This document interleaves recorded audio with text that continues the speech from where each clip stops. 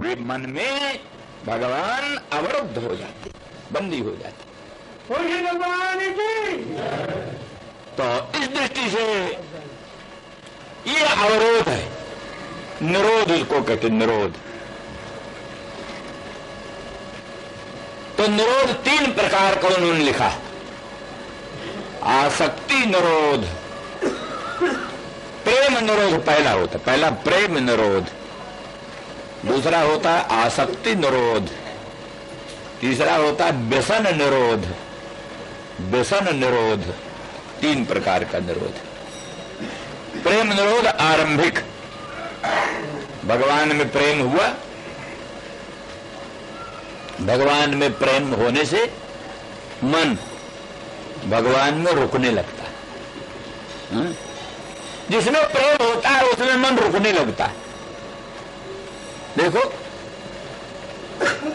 नाना प्रकार के शब्द, स्पर्श, रूप, रस, गंधादि विषयों का चिंतन करो, इतना नहीं, अच्छे अच्छे विषयों का संभोग करो। दिव्य शब्द, दिव्य स्पर्श, दिव्य रूप, दिव्य गंध, मधुर मनोहर पक्वान्न का भक्षण करो, दिव्य सौगंध का आघ्राण करो, लोकोत्तर रस का आस्वादन करो, उत्तमोत्तम नृत्य वादित्र गीत का माधुर्य अनुभव करो। कोई खतरा नहीं, खतरा है उसका चिंतन करने से। उसको चिंतन करो, ये खतरा।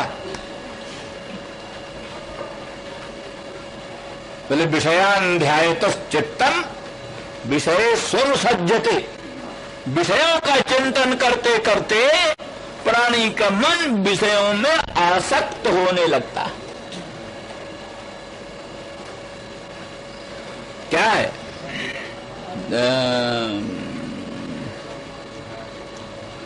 एक बड़ा सुंदर श्लोक गीता में है कि जो इंद्रियाणां चरताम जन मनोनुविधीयते तदस्य हरति प्रज्ञाम। इंद्रियाणां चरताम, इंद्रियां जिस समय चरने लग जाएं, माने अपने विषयों के सेवन में इंद्रियां लग जाएं, इंद्रियां विषयों के सेवन में लग जाएं, इतना खतरा नहीं, खतरा उसमें जब मनोनुविधीयते, इंद्रियों का अनुसरण मन करने लगता है। अर्थात नेत्र द्वारा रूप ग्रहण हो रहा है और मन उनका इंद्रियों का साथ देकर के उस रूप का चिंतन कर रहा है। मधुर मनोहर पक्वान्न का भक्षण, रसास्वादन रसना से कर रहे हैं और उनका मन भी चिंतन कर रहा है। खूब स्वाद है, आहा आहा। ये मन जो उसका अनुगमन कर रहा है, इंद्रियाणां चरतान जन मनोनुविधीयते।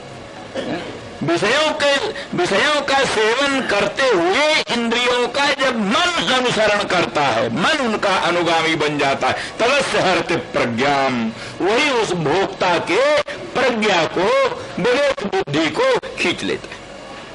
विवेक बुद्धि जो है, प्रज्ञा, भोक्ता की जो विवेक बुद्धि है, उस विवेक बुद्धि को विषयों का अनुसंधान करने वाला मन फिर खींच लेता है। इसीलिए ध्यायतो विषयान पुंस संगस्तेषु उपजायते।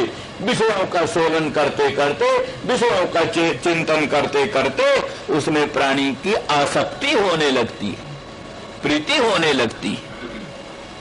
और संगस्तेषु उपजायते, संगात संजायते काम। संग हुआ, संग से फिर काम पैदा हो जाता है, उत्कट कामना, उत्कट लालसा पैदा हो जाती है। वो उत्कट कामना, उत्कट लालसा प्राणी को प्रवृत्त करते, इसको प्राप्त करो भाई, और का इंतजाम करो।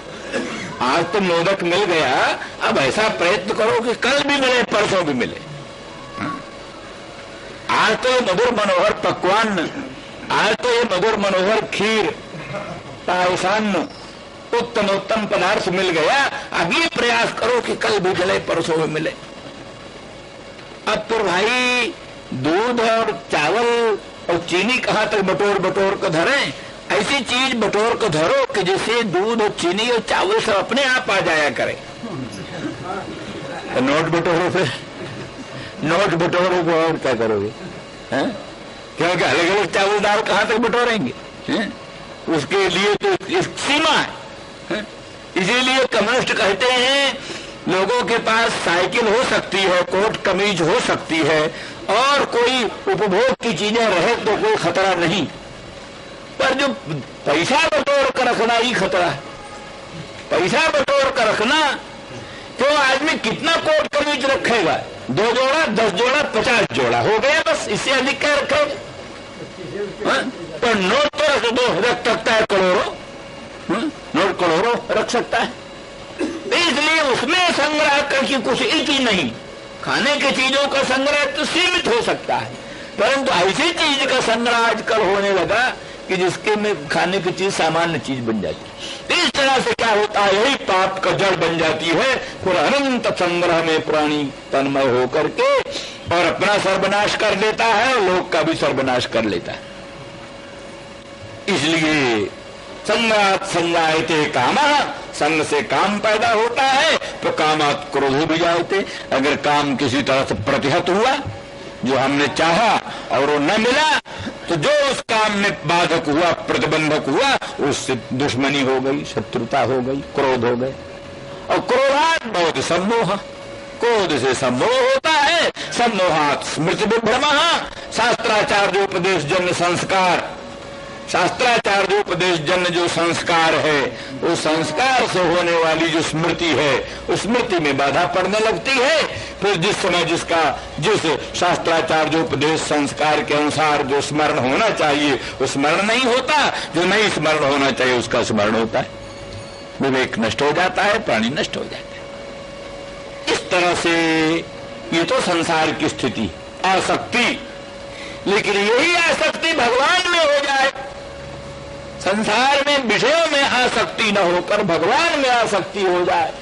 भगवान के मुखचंद्र का दर्शन करने से, भगवान के पादारविंद की नखमण चंद्रिका का दर्शन करने से, भगवान के दामिनी द्वित विनिंदक पीतांबर का अनुसंधान करने से, और मन उसका भी अनुसंधान करने लगे, मन उसका अनुसंधान करने लगे, तो मन का उसमें अवरोध होने लगता है। जिस वस्तु में काम, जिस वस्तु में प्रेम, उसमें मन का अवरोध होने लगता है। तो जो संसार की वस्तुओं में मन निरुद्ध होता है, अवरुद्ध होता है, उसी प्रकार से सर्वेश्वर सर्वशक्तिमान भगवान के स्वरूप में भी मन का निरोध होने लगता है, मन की आसक्ति होने लगती है। तो वे प्रेम निरोध है, जहाँ भगवान के प्रति प्रेम का आविर्भाव हुआ, भगवान के प्रति अनुराग का प्रादुर्भाव हुआ, तथा मन संसार से हट करके भगवान में अवरोध। इस अवरोध का नाम है प्रेम निरोध। प्रेम निरोध ये पुरुषार्थ है, ये उनके यहाँ परम पुरुषार्थ है। हर एक आस्तिक के लिए परम पुरुषार्थ की बात है। संसार से मन हट करके भगवान में अवरुद्ध होने लगे मन।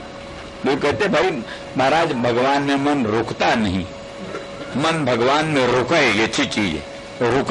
रुकेगा, जब उसमें प्रेम होगा तब रुकेगा। भगवान में प्रेम हो जाएगा तब भगवान में मन रुकेगा।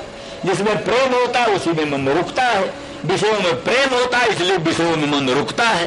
भगवान में प्रेम नहीं इसलिए भगवान में मन रुकता नहीं। जब भगवान में प्रेम हो जाएगा तो भगवान में मन रुकने लगे। 10 मिनट, 5 मिनट, 20 मिनट, आधा घंटा, जितना चाहोगे मन भगवान में रोक सकोगे। इस अवरोध का, निरोध का नाम प्रेम निरोध कहते हैं। आगे इसके बाद में इसको मानते हैं वो सत्व। यह है सत्व। जैसे पहले पहले फूल विकसित होता है, मालती पुष्प विकसित हुआ, कमल पुष्प विकसित हुआ, और गुलाब का फूल विकसित हुआ, तो उसका सौगंध फैलने लगती।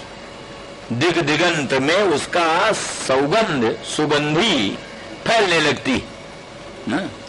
ऐसे सत्व का विकास, सत्व गुण का विकास होने से ये प्रेम प्रेम सत्व का परिणाम है। सत्व का परिणाम ये प्रेम है।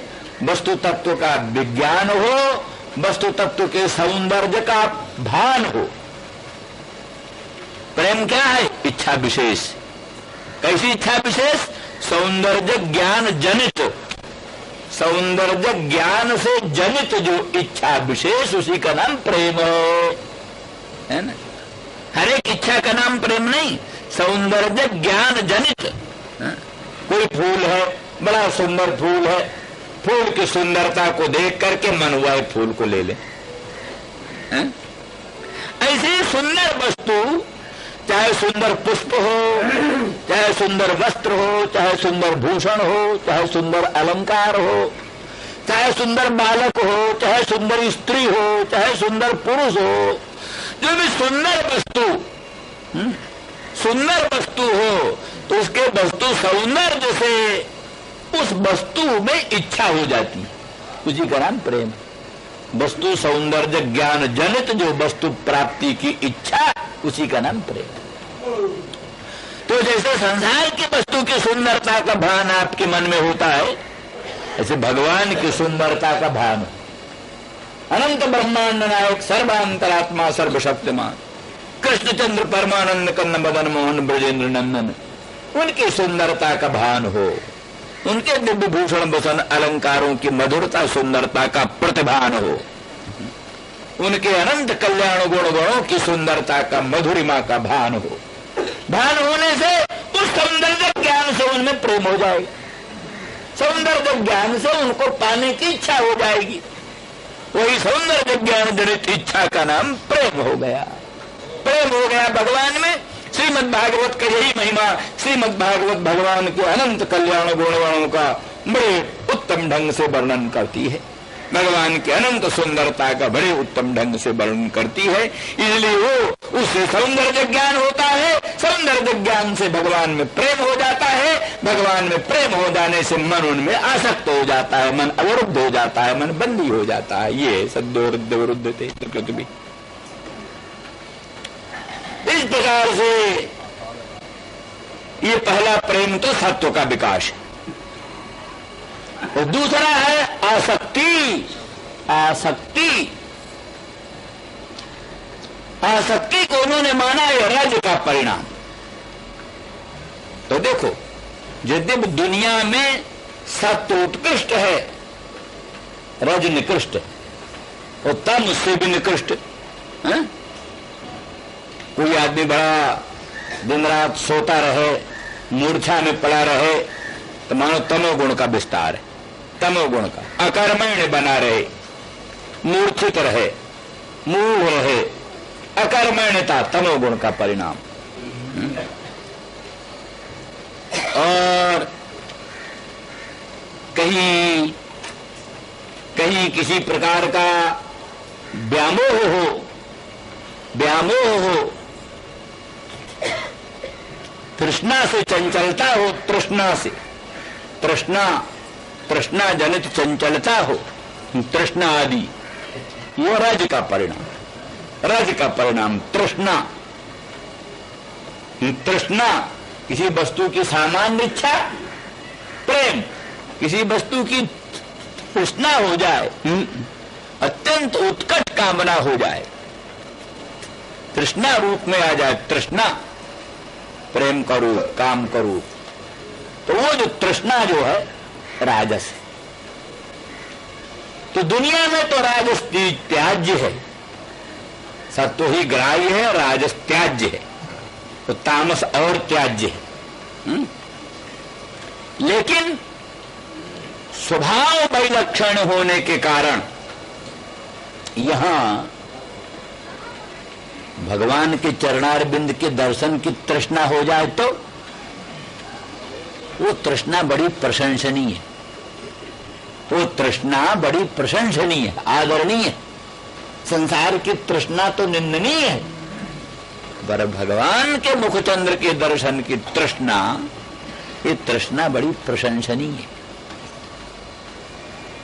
इसलिए असल में ये रज नहीं है, तम नहीं है। वस्तु स्थिति यह है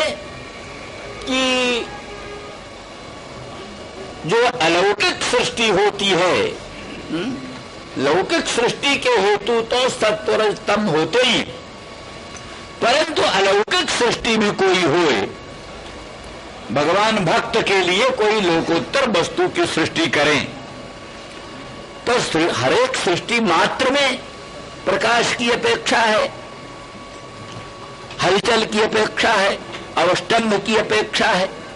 बिना प्रकाश के कोई सृष्टि नहीं बनेगी, बिना हलचल के कोई सृष्टि नहीं बनेगी, और बिना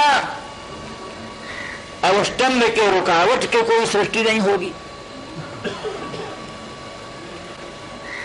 लकड़ी से मेज बनाना है, लकड़ी से मेज, जिसको मेज का ज्ञान नहीं, जिसको लकड़ी का ज्ञान नहीं, जिसको बसूला चलाने का ज्ञान नहीं, कैसे मेज बनाएगा? पहले प्रकाश होना चाहिए, और खाली प्रकाश प्रकाश बहुत हो, कुछ करे नहीं, हाथ नहीं उठावे, तो मेज कैसे बन जाएगी? इसलिए ज्ञान हो, प्रकाश के साथ साथ कुछ सक्रियता हो, सक्रिय हो, हाथ में बसूला उठाए और छीलना शुरू करे, तब मेज बनेगी। तो छीलता ही चला जाए, एकदम रुके कहीं नहीं, तो काट सब खत्म हो जाएगा, मेज नहीं बनेगी। इसलिए प्रकाश भी आवश्यक, हलचल भी आवश्यक, और कहीं रुकावट भी अपेक्षित है, तब कोई कार्य संपन्न होता है। तो जैसे प्राकृत प्रपंच के निर्माण में तीनों चीज जरूरी है, वैसे अगर अप्राकृत भगवान का मंगलमय लोक है, अप्राकृत भगवान का मंगलमय धाम है, अप्राकृत भगवान का मंगलमय स्वरूप है, तो उस अप्राकृत स्वरूप में भी तीनों चीज जरूरी है। अप्राकृत वस्तु का निर्माण करना होगा तो उसमें भी तीनों चीज जरूरी है। इसलिए वो भी वहां भी सत्य होगा, वहां भी रज होगा, वहां भी तम होगा, लेकिन वह अप्राकृत सत्य रोज तम होगा। इसलिए विष्णु पुराण में एक वचन है, सत्वादयो न संतीशे जत्र च प्राकृता गुणाः। भगवान में सत्वादि प्राकृत गुण नहीं है, भगवान में सत्वादि प्राकृत गुण नहीं है, अर्थात अप्राकृत सत्वादि हो सकते हैं। अप्राकृत सत्वादि भगवान में हो सकते हैं, प्राकृत सत्वादि नहीं है। इसीलिए आपने देखा भगवान के स्वरूप में, जिस स्वरूप को वर्णन किया है भागवत में, सत्य ज्ञानानंतानंद मात्रैकरस मूर्तयः, जो सत्य स्वरूप है, ज्ञान स्वरूप है, अनंत आनंद स्वरूप है, वही जिनका मूर्ति है। वो बछड़े, ग्वाल बाल और बछड़े ब्रह्मा ने हरण कर लिया था ना। श्री कृष्ण भगवान बछड़ों को चरा रहे थे और बीच में एक सरोवर पर बैठ करके सब ग्वाल बाल इकट्ठे होकर के भोजन करने लगे। भाई ये भोजन कर लो। पंक्ति बड़ी अच्छी लगी हुई थी, पंक्ति सहस्रों की संख्या में बोल ग्वाल बाल थे। मध्य में श्री कृष्णचंद्र भगवान बैठे थे, उनके चारों ओर जैसे चंद्रमा के चारों ओर चकोरों की पंक्ति बैठे ना, चंद्रमा हो और चारों ओर चकोर, कृष्ण तो चंद्रमा और ग्वाल बाल चकोर, चारों ओर बढ़िया पंक्ति लगी थी। सहस्रों पंक्तियां, गोलाकार गोलाकार सहस्रों पंक्तियां थी, भगवान विराजमान थे। किसी ग्वाल बाल को ध्यान आ गया, भैया बछड़े नहीं दिखाई दे रहे हैं, बछड़े कहाँ चले गए? कृष्ण ने कहा चाचा हम लाते हैं, पर पंक्ति मत बिगड़े, ये पंक्ति जैसी बैठी है वैसी बैठी रहे, उठोगे तो सब पंक्ति बिगड़ जाएगी। हाँ? तो हम ढूंढ कर लाते। पंक्ति के सामने भोजन परोसा हुआ है, मक्खन है, दही है, ओदन है, मधुर मनोहर पायसान्न है, उत्तम उत्तम मोदक है, अपूप है, शस्कुली है, उत्तम उत्तम पदार्थ। ग्वाल बाल सब अपने अपने घर से लाए और सब बांट करके आपस में, और भोग लग रहा था, बड़े प्रेम से सब रसास्वादन कर रहे थे। तो कृष्ण ने कहा बीच में पंक्ति विच्छिन्न न हो, हम लाते हैं। कृष्ण चले गए बछड़ों को ढूंढने, बछड़े मिले नहीं, बछड़े मिले नहीं, लौट कर आए तो पंक्ति की पंक्ति गायब, एक ग्वाल बालों की पंक्ति गायब, एक दो नहीं पंक्ति की पंक्ति सब गायब। तब फिर भगवान ने कहा ये क्या करें? तब फिर भगवान ने देखा कि तो ग्वाल बाल भी हमारे लुप्त हो गए और बछड़े बछड़े भी लुप्त हो गए। किसने किया ये तमाशा? बोले ब्रह्मा ने किया। ध्यान में आ गया ब्रह्मा ने किया। ब्रह्मा परीक्षा लेना चाहता है कृष्ण ब्रह्मा है कि नहीं। ग्वाल बालों का जूठा खाने वाला कृष्ण, धूली की खेल खेलने वाला कृष्ण, ये ब्रह्म हो सकता है क्या? ऐसा ब्रह्म है? वेदों में वर्णित ब्रह्म ऐसा ब्रह्म है? बड़े बड़े लोगों को मोह हो जाता है। इसलिए कहा निर्गुण रूप सुलभती सगुण न जाने कोई, सुगम आगम नाना चरित सुन मुनि मन भ्रम हो। जो भगवान के सुगम अगम नाना चरित हैं, सुगम भी है अगम भी है, सुन मुनि मन भ्रम हो। बड़े बड़े मुनियों के मन में भी भ्रम हो जाता है, सुन मुनि मन भ्रम हो। ब्रह्मा जी को मोह हो गया तो उस समय तो भगवान स्वयं ग्वाल बाल बन गए, स्वयं बछड़े बन गए। बाप ग्वाल, अपरिगणित ग्वाल बाल, अपरिगणित बछड़े, और उनके भूषण भी स्वयं, अलंकार भी स्वयं, बंसी भी स्वयं, श्रृंग भी स्वयं, छीके भी स्वयं, सब जो कुछ भी था सब अपने आप। सर्वम विष्णुमयं गिरोंग वदजस सर्वस्वरूपो भवो। सर्वम विष्णुमयं में जो वाक्य वेदों में है, उपनिषदों में है, सर्वं खल्लुदम ब्रह्म, ये जो वाक्य है, इस वाक्य का मानो साकार रूप, ये वाक्य साकार रूप में मानो प्रकट हो गया, उसका अर्थ ही प्रकट हो गया सांगोपांग। लोगों को भ्रम होता था भगवान चेतन है, तो चेतन जीव तो भगवान बन सकते हैं, ठीक है, तो सड़ी हुई लकड़ी भगवान कैसे बनेंगे? सड़ी हुई लकड़ी भगवान कैसे बन जाएंगे? ये तो जड़ है, जड़ भगवान कैसे बन जाएंगे? सारी भ्रांति को निवारण करते हुए भगवान उन बछड़ों के जो रस्सियां गले में पड़ी थी, जो भूषण पर, वो भी बन गए स्वयं। तो जड़ भी स्वयं बने, चेतन भी बन। चेतना चेतन, चेतना चेतन, सर्व प्रपंच के रूप में, भूषणों के रूप में, अलंकारों के रूप में, सिक्कों के रूप में, बंशियों के रूप में, श्रृंगों के रूप में, नाना रूप में, वस्त्रों के रूप में, सब रूप में भगवान प्रकट हुए। तो जब ब्रह्मा ने उनका दर्शन किया तो उस रूप में दर्शन किया। सत्य ज्ञानानंतानंद मात्र ही कर मूर्तया, एक एक ग्वाल बाल, एक एक बछड़े, साधारण ग्वाल बाल नहीं है, साधारण बछड़े नहीं है, साक्षात अनंत ब्रह्मांड नायक परमात्मा विष्णु रूप में सब हैं। एक एक के सामने चतुर्विंशति तत्व खड़े होकर स्तुति कर रहे हैं।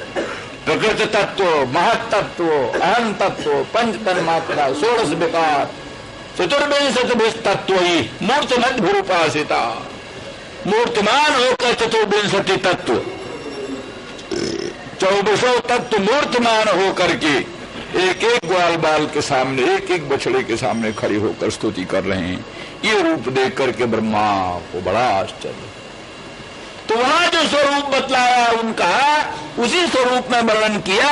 रजस सत्वाभ्याम सृष्टिपालका, रजस सत्वाभ्याम सृष्टिपालका, उन एक एक विष्णु स्वरूपों में, ग्वाल बालों में जो नयन थे, नेत्र थे, नेत्र में दो भाग थी, एक अरुणिमा थी, एक स्वच्छता थी। नयनों में, आंखों में स्वच्छता भी थी और अरुणिमा भी थी, लालिमा और स्वच्छता। तो स्वच्छता क्या था? सत्व गुण था, और लालिमा क्या थी? रजोगुण था। हा? तो जो गुणातीत थे उनमें भी रजो सत्व की कल्पना की। उनके नयनों में स्वच्छता सत्व गुण है, नयनों में जो लालिमा और रजोगुण है। क्या उपयोग इसका? वो सृष्टि पालका, भक्तों के मनोरथ की सृष्टि तो करते हैं रज से। भक्तों के अभीष्ट पदार्थों की सृष्टि, भक्त जिस वस्तु को चाहता है उसका निर्माण, उसकी प्राप्ति, सृष्टि करते हैं रज से। और पालन करते हैं सत्व से। रजस सत्वाभ्याम सृष्टि पालका योगक्षेम, अप्राप्त भक्तों को अप्राप्त वस्तु की प्राप्ति कराना रज से, और भक्तों को प्राप्त वस्तु की रक्षा का प्रबंध करना, खतरे में पड़ जाए मिली हुई चीज छिन्न जाए, मिली हुई चीज छिन्न जाए। दुर्गम वस्तु को पाना एक समस्या, और पाने के बाद उसकी सुरक्षा रहे वो छिन्न जाए दूसरी समस्या। दोनों समस्याओं को हल करते हैं भगवान योगक्षेम। अप्राप्त की प्राप्ति का नाम योग और प्राप्त की रक्षा का नाम क्षेम। तो योगक्षेम दोनों का निर्वाह भगवान अपने नयनों की अरुणिमा और स्वच्छता से कर दे। रजस सत्वाभ्याम सृष्टि पालका। तो मतलब हमारा ये कहने का मतलब था कि अपराकृत रूप में भी रज सत्व की कल्पना हुई। इस दृष्टि से ही तामस तामसी का बहुत महत्व मानते हैं वल्लभाचार्य। तामस तामसी तो तम हुआ ही, तामस तामसी, सात्विक सात्विकी, राजस राजसी और निर्गुणा। निर्गुणा भी है, कोई निर्गुणा है और कोई सात्विकी है, कोई राजसी है, कोई तामसी है, और कोई भी सात्विक सात्विकी, सात्विक राजसी, सात्विक तामसी, और कोई राजस तामसी, राजस सात्विकी, राजस राजसी, और कोई तामस सात्विकी, तामस राजसी, तामस तामसी। ये भेद, इन सब भेदों करके उनके बहुत भेद वर्णन किए।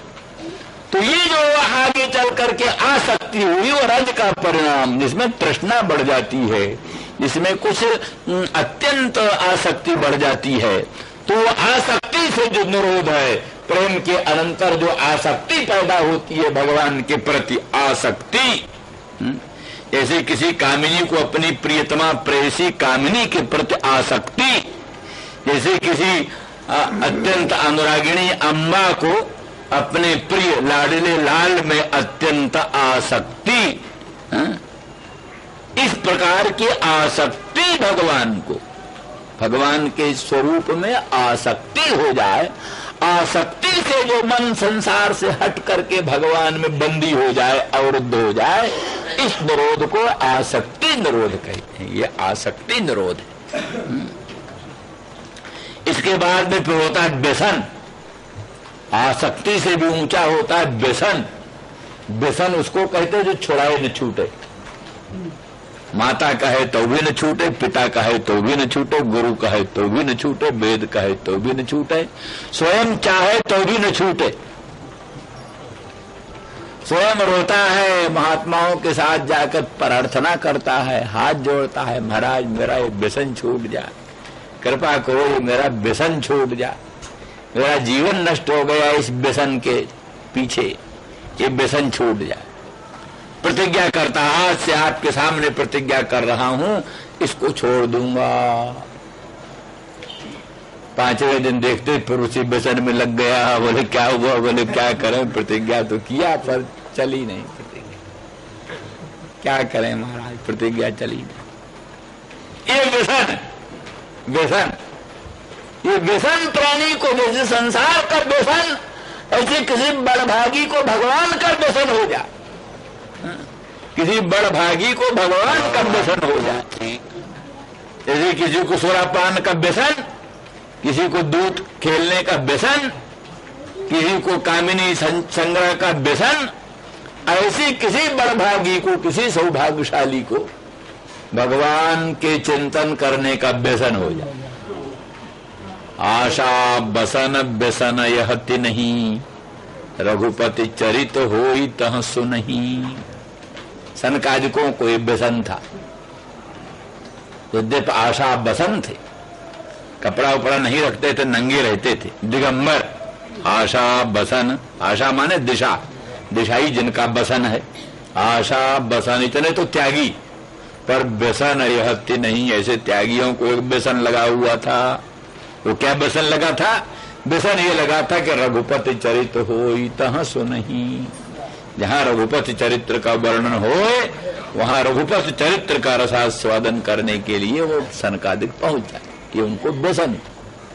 हनुमान जी को व्यसन है, जत्र जत्र रघुनाथ कीर्तनम तत्र तत्र कृतमस्तकांजलिम बाष्प बारि परिपूर्ण लोचनम मारुतिन नमत राक्षसांतकम। ये हनुमान जी को व्यसन है। जहां जहां राघवेंद्र के परम पवित्र चरित्रामृत का प्रवाह चलता है हनुमान जी पहुंच जाते हैं। उसका व्यसन पड़ा है उनको, वो रोकने से रोक सकते नहीं। हजार काम। लड़ाई चल रही थी मेघनाद का और लक्ष्मण का। भीषण संग्राम हो रहा था, भीषण संग्राम। भीषण संग्राम के अवसर में वीर रस का सांगोपांग आविर्भाव होता है। उस बीच में भी नारद जी ने उनको कुछ कथा सुनाना आरंभ किया भगवान की। वो लड़ रहे हैं, पहाड़ उठा उठा कर फेंक रहे हैं, वृक्ष उठा उठा कर फेंक रहे हैं मेघनाद पर। मेघनाद के नाको दम।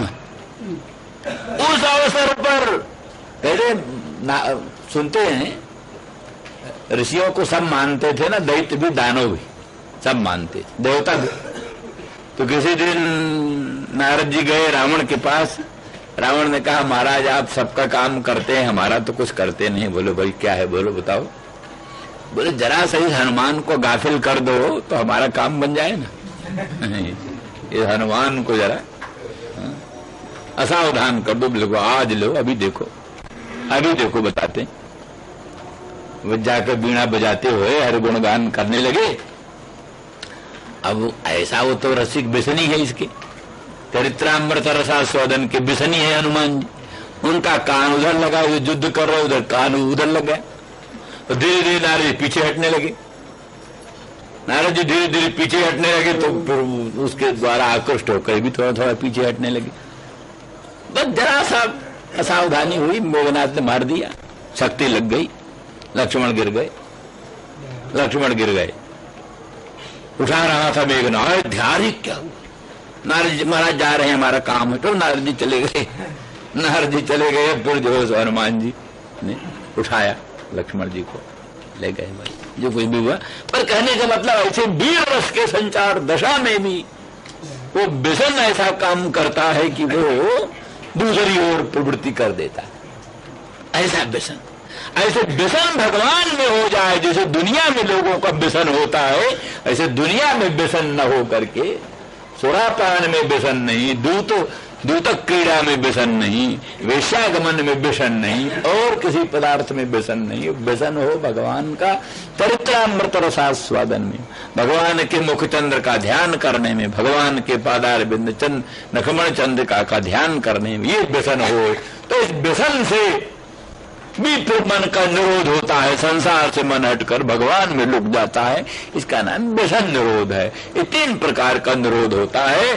तो आसक्ति यद्यप भगवान ने भगवान की दृष्टि से जो सुधा पान करा करके आसक्ति उत्पन्न की गई है, असल में तो आसक्ति निरोध का साधन था।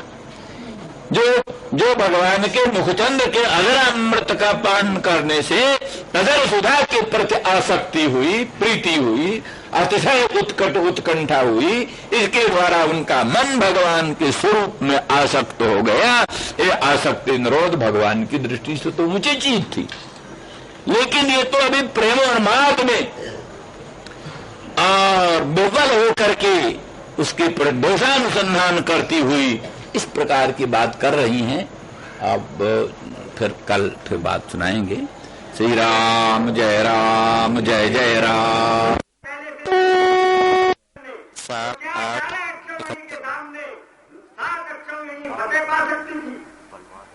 शस्त्रास्त्र का संग्रह करना चाहिए। शस्त्रास्त्र का सर्वविध शस्त्रास्त्र का संग्रह करके, और हमारे यहाँ ब्रह्मास्त्र तक का संग्रह, जिससे क्षण मात्र में त्रिलोकी प्रलय। लेकिन हम ये कहते हैं, हम नियमों का पालन करते हैं। कहा हमारे शांति पर्व में भीष्म ने जब कणिक जैसे ही नीति शास्त्र का कूटनीति का उपदेश दिया, तो युधिष्ठिर ने कहा पितामह हमको इस पाप कर्म का उपदेश आप देते हैं। भीष्म पितामह ने कहा बेटा युधिष्ठिर, ये जो मैंने तुझे कूटनीति का उपदेश दिया, ये कूटनीति का उपदेश जानबूझकर अपनी ओर से किसी राष्ट्र के ऊपर आक्रमण करने के लिए नहीं, लेकिन दूसरा राष्ट्र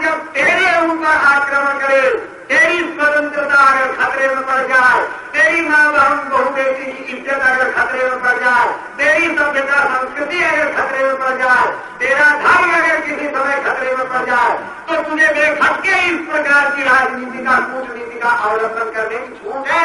इस धर्मशास्त्रों की आज्ञा है। वे आज साइन मायांतम हन्या देवा विचार ऐसा क्या बताओ।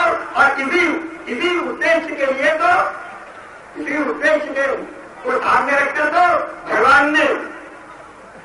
ने अर्जुन से भीष्म पितामह का वध करवाया है, शिष्य के द्वारा, धृष्टद्युम्न के द्वारा छल से द्रोणाचार्य का वध करवाया, भीष्म का वध करवाया शिखंडी से।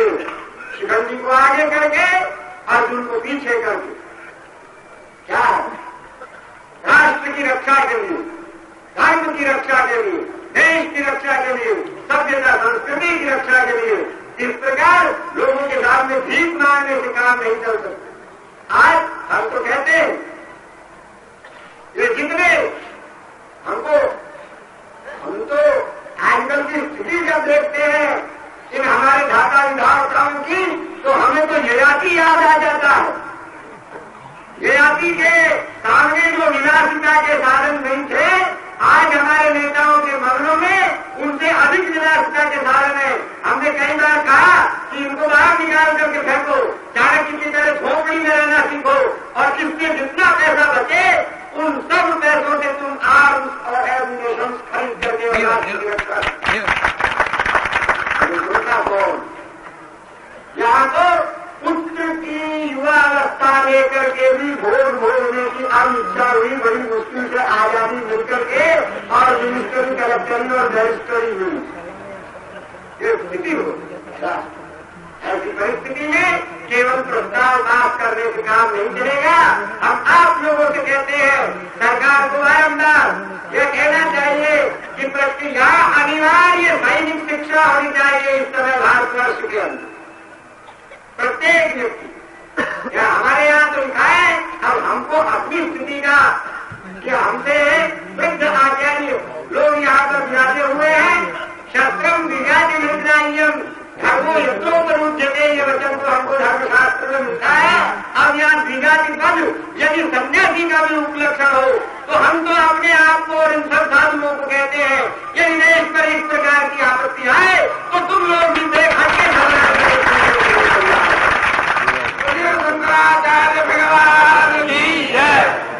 ऐसी परिस्थिति के अंदर कोई जब धर्म की हत्या हो रही है, देश की, राष्ट्र की रक्षा खतरे में पड़ी हुई है, माँ बहन बहु बेटियों की इज्जत जो है उनका सवाल है, सभ्यता संस्कृति की रक्षा का सवाल है, फिर हम अपने घर में बैठ करके और आप लोगों से कहते हैं, पंजाब बड़ा वीर प्रदेश है, इस वीर प्रदेश के अंदर आप लोगों को अब तक बहुत अच्छी बात है, धर्म की बात, भक्ति की बात और ज्ञान की बात, लेकिन भाई बुद्धू भक्ति की बात करना छोड़ो।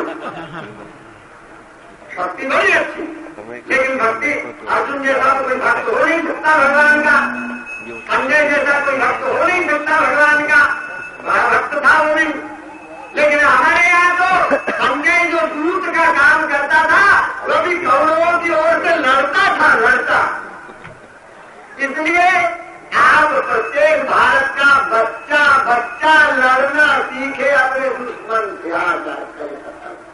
साधु संत महंत महात्मा शास्त्र की आज्ञा, उस वचन का हमको उपलक्षण दिया, तात्पर्य उसी में समझते हैं, और नहीं हो तो कम से कम और जो कुछ न कर सके वो भगवान की प्रार्थना करे। ये वैदिक लोग वेद में से ऐसे प्रयोग ढूंढ करके निकाले जो शत्रुओं के द्वारा आक्रमण होने पर हमारी रक्षा कर सके। ऐसे यज्ञ याग अनुष्ठान कर्म कांड इन सब का अन्वेषण करके हम लोगों को एक और से राष्ट्र की रक्षा के लिए तत्परता के साथ लग जाना चाहिए। जो लोग युवक हैं, जिनमें सामर्थ्य है, उनको अपने सिर को हथेली में रखकर प्राणों को खतरे में डालकर खटके साम्राज्य में कूदने के लिए तैयार हो जाना चाहिए। तब कहीं जाकर के और राष्ट्र की रक्षा होगी। राष्ट्र की रक्षा बातों से, प्रस्तावों से, और किसी दूसरे आक्रांत राष्ट्र से हाथ मिलाने में या बातचीत करने में या केवल प्रस्ताव मात्र कर देने में, और हम तो जानते हैं इस बात को, हम लोग बातचीत करने की तैयारी करते हैं, हमारे शत्रु राष्ट्र उतने दिनों में युद्ध की तैयारी कर रहे हैं। यही स्थिति हुई, आज भी यही स्थिति। ऐसी परिस्थिति के अंदर हमें किसी प्रकार के बुलावे में नहीं पड़ना चाहिए। हमारे प्रस्ताव में जैसा है उसको हम तो उसको शास्त्र सम्मत समझ करके और कहते हैं सब प्रकार के शस्त्रास्त्रों का हमारी जितनी योजनाएं हैं उन सब में से भले ही हमको 2 दिन में 1 दिन खाना मिले, भले ही सब प्रकार की स्थिति हमारी जो है और सब योजनाओं को स्थगित करके पहले राष्ट्र की रक्षा की योजना की ओर हमें अग्रसर होना चाहिए।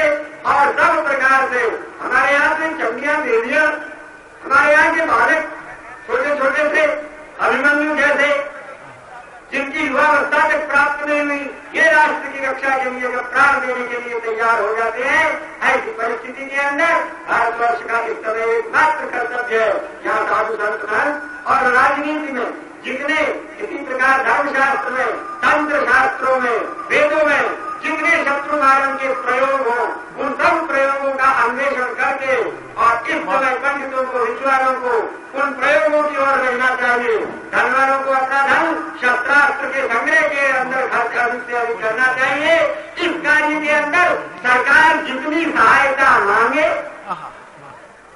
उतनी सहायता देनी चाहिए, बशर्ते कि सरकार किसी कार्य में उस पैसे को खर्च करे, विलासिता में खर्च न करे।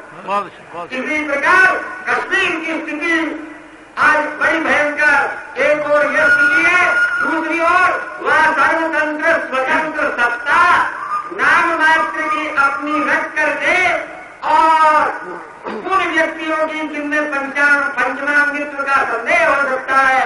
हमको कश्मीर की आंतरिक स्थिति कश्मीर के लोग आकर के बतलाते हैं, उससे स्पष्ट प्रतीत होता है। इसलिए जिस प्रकार कश्मीर की स्थिति भी आज वही होनी चाहिए जिस प्रकार युक्त उत्तर प्रदेश की स्थिति है, जिस प्रकार मध्य प्रदेश की स्थिति है, जो स्थिति भारत में पंजाब स्टेट की है, कश्मीर की स्थिति भी आज भारतवर्ष के अंदर वही होनी चाहिए। तब कहीं जाकर के वास्तव में 370 की धारा, कौन सी धारा? यही 370। तो ये धारा वाला कुछ नहीं, ये धारा किसी दिन कश्मीर और भारत दोनों की धारा बना देगी। इसलिए ये धारा वाला को हटा करके और कश्मीर को विशुद्ध रूप से भारत में जिस प्रकार भारत के दूसरे राज्य है उसी प्रकार की स्थिति कश्मीर की भी होनी चाहिए। और आप लोगों को सबको भगवती की प्रार्थना करनी चाहिए, काली भगवती चंडी की प्रतिदिन प्रार्थना करनी चाहिए राष्ट्र की रक्षा के लिए। और कुछ नहीं कर सकते तो कम से कम हम सर्वदा निर्बल होने के कारण निर्बल के बल राम को पुकार सकते, भगवान की प्रार्थना में बड़ा बल है। और देखो ये बलवान राष्ट्र जो थे कि नहीं, उन्होंने मित्र राष्ट्रों ने विजय के लिए वी सब जगह लिखवा करके मंदिरों में प्रार्थना करने के लिए कहा, मस्जिदों में प्रार्थना करने के लिए कहा। हम उस समय पूछा करते थे इनके पास अस्त्र बल है, शस्त्र बल है, संगठन बल है, सैन्य बल है, बुद्धि बल है, बहुबल है, ये प्रार्थना करने के लिए क्यों कहते हैं? वहां दूर देश रहने वाले भारतवर्ष में हिंदू हो जाओ, मंदिर में हमारी विजय के लिए प्रार्थना, तो और जो कुछ भी नहीं कर सकते, प्रतिदिन प्रत्येक भारतवासी को अपने राष्ट्र की रक्षा के लिए कम से कम तत्काल थोड़ा तुरंतकाल महाकल्याण कीजिए। राष्ट्र की रक्षा के लिए श्री राम जय राम जय जय राम जय राम जय राम जय जय राम। स्वामी कृपात्री जी महाराज, स्वामी कृपात्री जी महाराज। सांगोपांग सुंदर स्वच्छ आपने भाषण सुना आचार्य जी के द्वारा, और यही आवश्यक है कि काम में लाया जाए। एक दो बात कहना ही है तो ये कह देते हैं कि जो इसमें आई बात प्रस्ताव में ये कि आज ये मूल प्रश्न चल रहा है कि भारतवर्ष में अणु बम बनाया जाए कितना बनाया जाए। तो अभी क्या नाम जबलपुर में रामराज प्रसव की कार्यकारिणी समिति की बैठक हुई थी 2-3 महीने पहले। स्वामी स्वरूपानंद जी ने प्रस्ताव जोरदार बनाया कि जरूर भारत को अणु शक्ति का निर्माण करना चाहिए, जबकि चीन ने अणु शक्ति का परीक्षण नहीं किया था उसके पहले। अब चीन ने जब अणु शक्ति का परीक्षण किया उसके बाद भारत के समिति के भी कई लोगों ने, बल्कि 8 व्यक्तियों ने कार्यकारिणी, कांग्रेस की कार्यकारिणी 150 लोगों ने 150 व्यक्तियों ने आग्रह किया कि जो परमाणु शक्ति का निर्माण किया जाना चाहिए। तो सार ये है कि संसार में अहिंसा बहुत अच्छी चीज, मनसा वाचा कर्मणा, हिंसा का परित्याग करके अहिंसा के पक्ष का समर्थन करना बड़ी ऊंची बात है। लेकिन जब तक संसार के सब लोग उस सिद्धांत को नहीं मान लेते, तब तक थोड़े से लोग सभ्य राष्ट्र उस अहिंसा के सिद्धांत को मान करके कूटनीतिज्ञों के कूटनीति का शिकार बने, ये कोई बुद्धिमानी नहीं। हम पूछते हैं ये जो अमेरिका और रूस ये जो अणु शक्ति पर प्रतिबंध लगाने के लिए बात कर रहे हैं, ये अणु शक्ति के परीक्षण के लिए, अणु शक्ति के परीक्षण पर प्रतिबंध लगाने की बात करते हैं, कहते सब लोग हस्ताक्षर करो। उनसे पूछो तुमने अणु बम का निर्माण करना आगे से बंद कर दिया कि भी जारी? आगे से भला ठीक है परीक्षण नहीं करते, तो आगे उत्तर तुम्हारा आविष्कार बढ़ता जा रहा है, घट रहा है, बंद कहना पड़ेगा। वो बंद नहीं है, चल रहा, भले परीक्षण ना हो, लेकिन चल रहा है निर्माण। अमेरिका और रूस दोनों ही उत्तरोत्तर अपने अस्त्र शक्ति का विस्तार करते जा रहे हैं। और इसी प्रकार से फ्रांस, चीन, इंग्लैंड, ये भिन्न देश अपने अणु शक्ति का विकास बराबर उत्तरोत्तर करते जा रहे हो। अन्यथा उनसे पूछो, तय करो तुमने आगे निर्माण बंद कर दिया कि नहीं, आगे विकास करना बंद कर दिया कि नहीं। अगर कहें कि हमने बंद तो नहीं किया लेकिन इनका हम प्रयोग नहीं करेंगे, तो यही तो चीन भी कहता। हम विश्वास दिलाते हैं कि पहले पहल नहीं करेंगे, हम अणु बम प्रयोग का पहल नहीं करेंगे, पहले नहीं करेंगे, दूसरा करेगा तो हम करेंगे।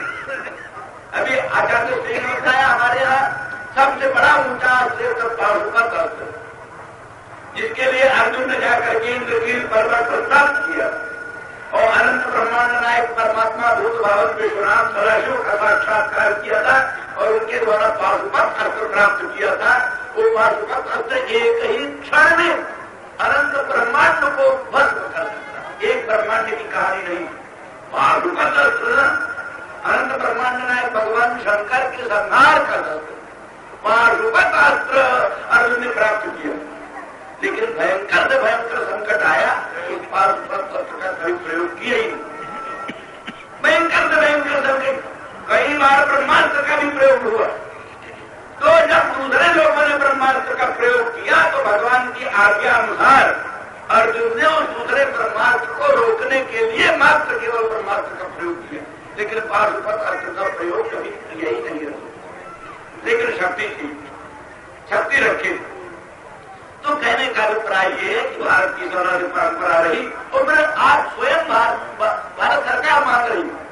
अगर आप सर्वदा अहिंसा की बात करते हो तो गांधी जी मनसा वाचा कर्मणा अहिंसा की बात करते थे, फिर तुम बंदूक भी क्यों बना रहे हो?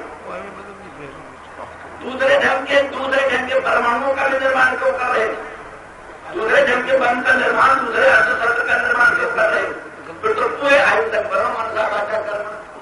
लेकिन गांधी जब जीवित थे उस समय कश्मीर पर पाकिस्तानियों ने हमला किया तो भारत की सेना पाकिस्तानियों का मुकाबला करने के लिए पाकिस्तान वहां कश्मीर में गई। तो लोगों ने गांधी जी से प्रश्न किया कि आप तो मनसा वाचा कर्मणा अहिंसा की बात करते हैं, आपके जीते जी भारतवर्ष की सेना कश्मीर में पाकिस्तानियों का मुकाबला करने जा रही है, आप रोकिए ना।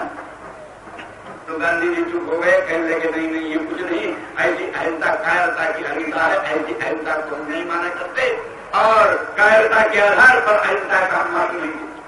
यही कारण है हमारे देश में आपको क्या बताएं, अंग्रेजों ने बंदूक बनाने का जो कारखाना कानपुर में बनाया था उसमें हमारे यहाँ बाल्टी बनती थी, बाल्टी, बंदूक नहीं बनती थी, बाल्टी बनती थी।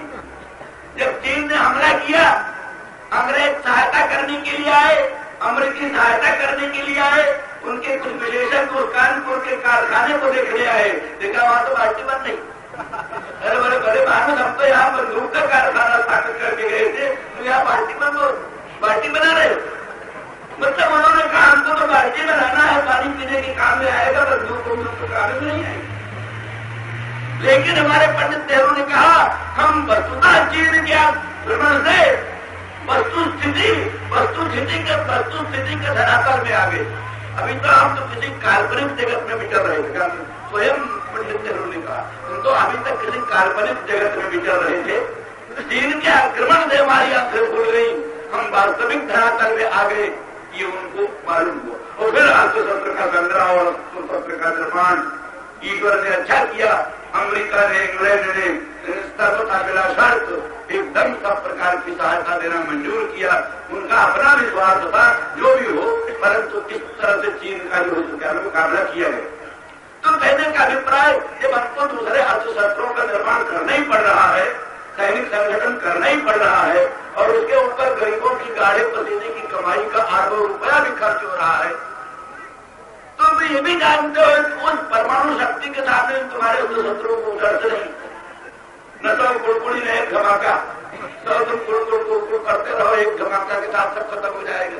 जब आज की सर्वोच्च शक्ति अणुशक्ति है और तुम्हारा महावैज्ञानिक भाभा कहता है कि हम डेढ़ साल के भीतर हम क्या नाम परमाणु बम उत्कृष्ट से उत्कृष्ट कोटि का तैयार कर सकते हैं, तो जब तुम अर्थशास्त्र का निर्माण छोड़ते नहीं, सैनिक संगठन का संकलन छोड़ते नहीं, तो तुम ऊंची से ऊंची शक्ति का निर्माण क्यों नहीं करते? और तुम्हारी परंपरा है कि पाशुपत अस्त्र जैसा अर्जुन के पास रहा, लेकिन उन्होंने कभी प्रयोग नहीं किया। उसी सिद्धांत को अपनाओ, ऊंची से ऊंची परमाणु शक्ति का संग्रह करो और ये नियम बनाओ कि जब तक दूसरा अत्याचारी राष्ट्र हम पर आक्रमण नहीं करेगा, हम कभी भी परमाणु शक्ति का प्रयोग नहीं करेंगे। दूसरी बात ये मुख्य कहनी है कि हमारे नेताओं ने प्रतिज्ञा तो किया, कश्मीर के एक एक इंच भूमि से हमलावरों को मार कर भगा कर दम देंगे। उसके बाद दूसरी प्रतिज्ञा किया, हिमालय के एक एक इंच भूमि से चीनियों को मार कर भगा कर दम देंगे।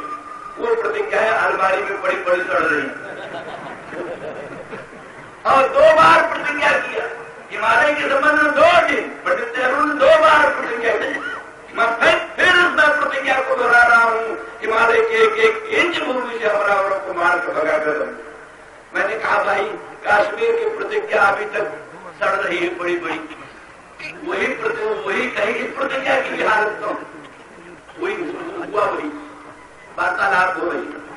बोले ठीक है, हमने ये माना कि अपनी सरकार का हाथ मजबूत बनाना चाहिए, सरकार को खूब नोट देना चाहिए, खूब सोल्जर देना चाहिए, खूब सोना देना चाहिए, हर तरह से अपनी सरकार का हाथ मजबूत बनाना चाहिए। इसमें 2 मत नहीं, हमारा सबका एक मत है। लेकिन जहां आपको सोना देने का हक है, जहां आपको नोट देने का हक है, जहां आपको सोल्जर देने को हक है, जहां आपको ये भी पूछने का हक है कि आपको उस प्रतिज्ञा की क्या हाल है जो आपने प्रतिज्ञा किया था हिमालय के एक एक इंच भूमि से हमलावरों को मार कर भगा कर दम लेंगे, और जिसके लिए, जिस अर्थशास्त्र के लिए माताओं ने, बहनों ने अपने कानों की सोने की बालियां निकाल कर दे दी, गले के हार निकाल कर दे दिया, हाथों के कंगन निकाल कर दे दिया। सबसे ज्यादा सोना आपके पंजाब ने दिया, पंजाब ने सबसे ज्यादा सोना दिया।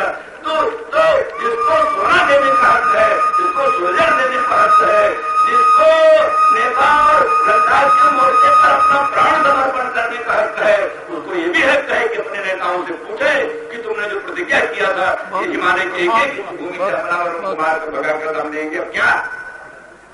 और उन रुपयों का, उन सोनों का क्या परिणाम हो रहा है? हमारे नेता कहते हैं क्या करें, चीन बातचीत करने को तैयार नहीं होता। चीन बातचीत करने को तैयार नहीं होता, तो तुम तो चुप रहोगे। रावण ने राम की सीता को अपने लंका में कैद करके रख लिया और राम बानरों भालुओं की सेना बटोरकर समुद्र पार बैठे हैं। वो कहते हैं क्या करें, रावण बातें नहीं करना क्या बानरों भालुओं की सेना बटोरकर राम बैठे हैं दूसरे समुद्र के पास। वो कहते क्या करें, हम तो तैयार है, तो रावण बातें नहीं करता। रावण क्यों बात करेगा, तुम्हारी सीता को अपने लंका में बंद किए हुए है, वो नहीं बात करेगा, नहीं हमला भी करेगा। आपका जो हमला करे तो बताए, नहीं हमला करे क्या जरूरत है, हमला करने की जरूरत क्या है, तुम्हारी सीता हमारे लंका में है, क्यों हमला करेगा। तो तुम्हारा आज कम से कम 90,000 वर्ग मील भूमि, 14,000 वर्ग मील भूमि नहीं, 90,000 वर्ग मील भूमि। लोहिया से पूछो, बराबर बाकायदे आंकड़ा देता है। ये कैलाश, मानसरोवर, ये सब का सब भारतीय वस्तु, भारतीय चीज है, और सब का सब चीन के कब्जे में है। 90,000 वर्ग मील भूमि हिमालय की आज चीन के हाथ में। तो चीन अपनी चीज, आपकी चीज अपने हाथ में लिए बैठा है, वो नहीं वार्तालाप करता, नहीं हमला करता, तुम चुको बैठे बैठे निहारोगे। रावण नहीं हमला करता, रावण नहीं वार्तालाप करता, और राम केवल समुद्र के तीर बैठे बैठे टुकड़ों निहारेंगे। नहीं, अगर राम को अपनी सीता का उद्धार करना है तो अंगद जैसा एक दूत भेजना होगा जो बिल्कुल दो टूक बात करे। रावण सीता देता है या संग्राम करता है, इतने दिन के भीतर सीता दे दे, इस प्रकार की जो टूक बात करना ही पड़ेगा, तभी सीता का उद्धार हो सकता है, नहीं तो सीता का उद्धार होने का कोई ढंग नहीं है। इस तरह से आप अपने 90,000 वर्ग मील भूमि का उद्धार अगर करना चाहते हो तो चीन नहीं बात करना, तो भी तुमको बात करनी पड़ेगी, अपनी तरफ से जो बात करनी पड़ेगी, और अंततः चीन पर हमला करना पड़ेगा, या अपनी पुलिस कार्यवाही करनी पड़ेगी, या जो भी उपाय हो, जो उत्तम युद्ध विशेषज्ञों का संग्रह करना होगा, उच्च कोटि के अस्त्र शस्त्रों का संग्रह करना होगा। ये हम नहीं कहते कि पूरी विराट तैयारी की चीज पर हमला कर दो और उसके अस्त्र शस्त्र का शिकार बन जाओ, खत्म हो जाओ, ये हमारा मतलब नहीं। हमारा मतलब 1 मिनट में चुपचाप बैठो नहीं, उच्च से उच्च कोटि के युद्ध विशेषज्ञों का संग्रह करो, उच्च से उच्च कोटि के अस्त्र शस्त्रों का संग्रह करो, अणुशक्ति आदि जो भी अपेक्षित हो उसका निर्माण करो, या मित्र राष्ट्रों से प्राप्त करो, और उसके लिए और तरह से अपनी 90,000 वर्ग मील भूमि के उद्धार के लिए उनको प्रयास करना ही चाहिए। इसके बिना कोई काम करने वाला नहीं। इसी प्रकार से कश्मीर के संबंध में आप समझिए, समझौते की बात वो होती है, समझौता किसी डाकू से नहीं किया जाता, डाकू से समझौता नहीं होता। एक डाकू ने आकर आपके मकान में 16 कमरे आपके मकान में है, 16 कमरे, डाकू ने आकर के 12 कमरों पर कब्जा कर लिया, 12 कमरों पर कब्जा कर लिया। अब आप कहते हैं भाई समझौते की बातचीत करो, डाकू ने तुम्हारे 16 कमरों पर 16 कमरों में 12 कमरों पर कब्जा कर लिया। समझौता की बातचीत होगी तो कम से कम 8 तो ले बनेगा डाकू, और समझौते में तो कुछ दे कुछ ले, यही तो समझौता है। तो डाकू अपना तो कुछ देने वाला है नहीं, तुम्हारे ही कमरों पर कब्जा किए हुए है, उससे तुम समझौता वार्ता करते हो। समझौता वार्ता का अर्थ यही है, उससे कुछ ले हो। तो भाई चलो फिर 16 में 12 बदल को 4 रख लो, नहीं 4 रख लो, अच्छा तो 8 रख लो, समझौता उसे समझौता नहीं हुआ करता। ये समझौते की एक शर्त है, पहले स्थान छोड़ के चले जाओ, फिर बात करा, पहले 90,000 वर्ग मील भूमि छोड़ कर पीछे जाओ, चीन में जाओ, फिर हमारी तुम्हारी बात। इस तरह चीन को भी यही करना, पहले सारे कार्यक्रम को छोड़ कर बाहर जाओ, फिर हमारा तुम्हारा समझौता की बात होगी, उसके पहले समझौते कोई फर्क नहीं। श्री राम जय राम जय धर्मानी आई कांसी अरे श्रोत्र आजकल यहाँ स्वर्ण वैदिक शाखा सम्मेलन हो रहा है। इसके अंतर्गत कई अलग अलग विचार प्रचोदक व्याख्यान सम्मेलन अधिकारी हो रहे हैं। हर एक बाजू में महारुद्र यज्ञ चल रहा है। अब श्रावती यज्ञ भी होगा। इसी से ये तो एक तीर्थ बन गया। इस प्रकार के महातीर्थ में आप लोग लाभ उठाने के लिए, शरीर प्राप्त करने के लिए बहुत अधिकाधिक संख्या में घंटों तक आकर यहाँ पर भाग ले रहे हैं। ये बहुत बड़ी आनंद की बात है। सज्जनों, घर में नहीं सहाय ना समस्त दुष्कर्म, एक वाक्य महानारायण उपनिषद में धर्म रूपी सहाय द्वारा ही मनुष्य इस महासंसार सागर को पार कर सकता है। संसार सागर को पार करने के लिए और कोई उपाय नहीं, कोई भी उपाय नहीं। जो भी कोई हो तो धर्म रूपी उपाय। इसलिए उधर ही स्पष्ट कहा है, धर्मो विश्व से जगत प्रतिष्ठा लोके धर्मिष्ठम प्रजाओं को सरपंची धर्मेण पापम सुरदती तस्मात् धर्मम परमम मदंती। अर्थात धर्मो विश्व से जगत प्रतिष्ठा, विश्व से आप जगत सर्व जगत का भी आधार मूल धर्म, अर्थात धर्म के ऊपर ही ये जो विश्व स्थित है, आदृत है और अभिवृद्धि करेगा। इसलिए धर्म रूपी आचरण द्वारा ही नर नारायण बनेगा। नरो नारायण भगवती, नर का लक्ष्य नारायण है, तो धर्म द्वारा ही हो सकता है। जीव भी धर्म रूपी साधन द्वारा ही शिव बन सकता है, मर्त्य भी अमर बन सकता है। इसलिए धर्म का परम लक्ष्य नर को नारायण बनाना। ये जो नर रूपी जीव 84 लक्ष जंतुओं के चक्कर में पड़कर पुनरपि जन्म पुनरपि मरणम पुनरपि जननी जठरे जीवनम क्या संसारे खल दुस्तारे कृपया पारे पाए मुरारे। जैसा कि आदि शंकराचार्य भगवान ने बताया कि पुनरपि जन्म पुनरपि मरणम पुनरपि जननी जठरे जीवनम। कोई किसी योनि में कुछ सारे जन्म बाद कुछ दिनों तक रहना, तो सुंदरी आहार निद्रा भय वैतरालिक में खड़े रहना और बस एक दिन पुनरपि जननी जठरे जीवनम, एक दिन चला जाना, उधर भी समाप्ति नहीं, परंतु पुनरपि जननी जठरे जीवनम, पुनः मातृ गर्भ में प्रवेश करना। तो यही चक्र अविच्छिन्न रूप से चलता आ रहा है।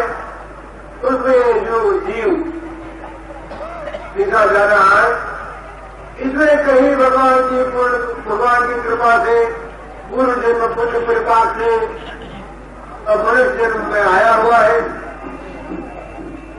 मनुष्य जन्म तो बड़ा विचार प्रधान जन्म है।